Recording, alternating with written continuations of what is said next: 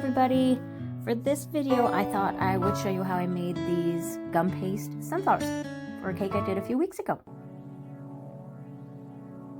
To begin with, I am using a silicone mat by Wilton to make my centers. Out of everything I'm using is Gumpaste this time, and this Gumpaste is colored brown for the traditional center of the sunflowers. I dusted my mat with some cornstarch to keep it from sticking.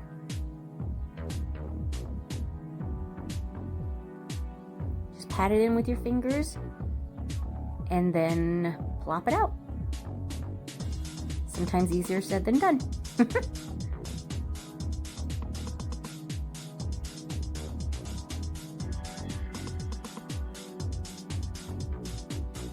Now I'm switching to yellow. I believe I used egg yellow food coloring by Wilton also. And you want to roll this pretty thin so that they look more realistic. And I did put cornstarch on mat to keep it from sticking and to keep the roller from sticking also. I probably rolled this out to about 1/8 of an inch thickness, maybe a little less. And a trick with these cutters, these are cutters specifically made for sunflowers. It's easier to put the cutter underneath your gum paste or your fondant, depending on what you're using, and then roll over the top of it from that angle. It's really hard to get a good cut when you're pushing it down. And I have this foam mat that I use. It's actually one of those egg crates for bedding, but I have only used it for food purposes, not for bedding. And I use the Dresden tool to coax it out. And I found that if you take the gum paste out of the cutter on the mat like that, then it doesn't lose its shape in transfer.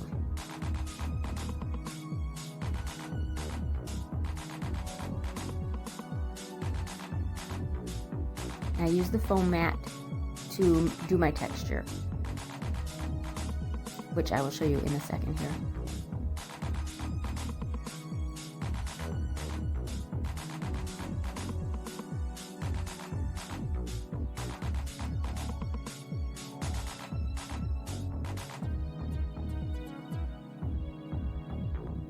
Sugar flowers are one of my favorite things to do. And I just haven't had the opportunity to do them very often lately. We've kind of shifted over to more organic, but sometimes you do just need a good sugar flower. And I did hear a rumor that they're coming back, which makes me very, very happy. I'm using this Dresden tool again to actually create some depth in the petals. I'm just drawing a line straight up each petal. Your base set of petals on these flowers doesn't need to cup necessarily, so I'm not worried about bringing the ends curled in on this level or this layer. And I'm using the ball tool just to kind of widen them out a little bit and lengthen them just a tad, because I want some differentiation in the lengths of the petals going from the first layer on into the middle.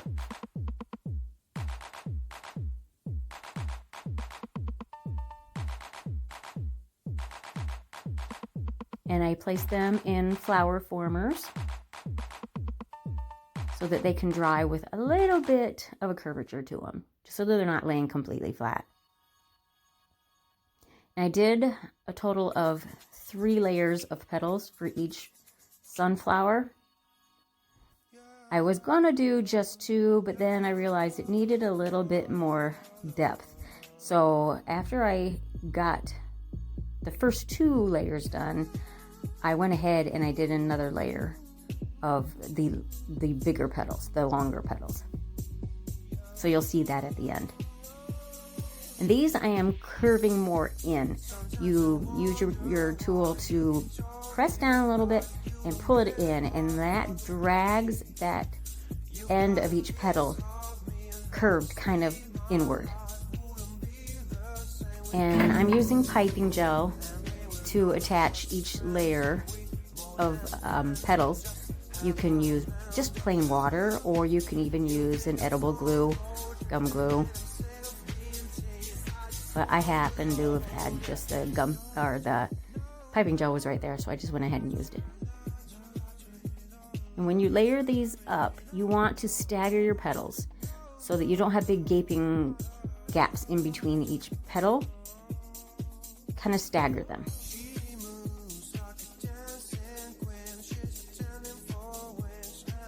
And this is where I went back and decided I was going to do another set of petals. You run your finger along the cutting edge of the petal, or of the cutter, that gets rid of those raggedy ends.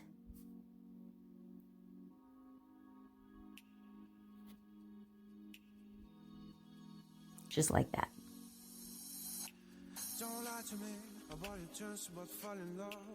When I was first doing sugar flowers, and I hadn't figured this out, I spent a lot of time going back with an X-Acto knife and trying to cut off those raggedy little pieces that stick out. This definitely saves time. And going back in and giving them a little bit of movement again and thinning them out just a little bit.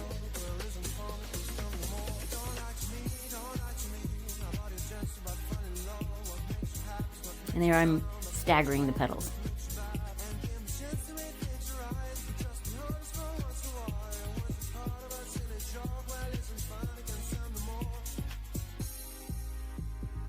And I use the ball tool.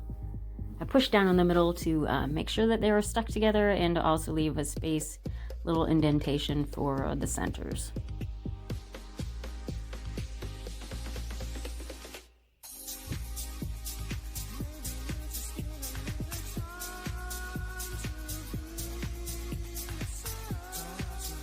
I would be lost without that little yellow and white Dresden tool. I use it for absolutely everything.